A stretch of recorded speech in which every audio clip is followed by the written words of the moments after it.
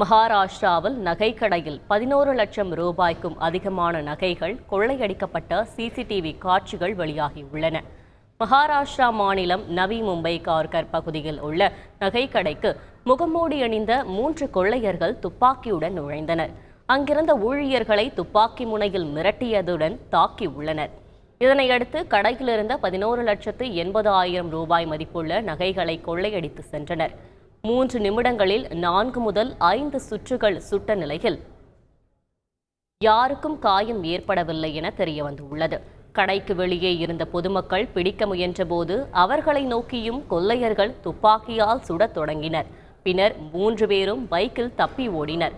திரைப்பட பாணியில் நடந்த இந்த கொள்ளை சம்பவம் தொடர்பாக புதிய குற்றவியல் சட்டத்தின் கீழ் போலீசார் வழக்கு பதிவு செய்து சிசிடிவி காட்சிகள் அடிப்படையில் கொள்ளையர்களை பிடிக்கும் முயற்சியில் ஈடுபட்டு உள்ளனர். செய்திகளை உடனுக்குடன் தெரிந்து கொள்ள உடனே சப்ஸ்கிரைப் பண்ணுங்க.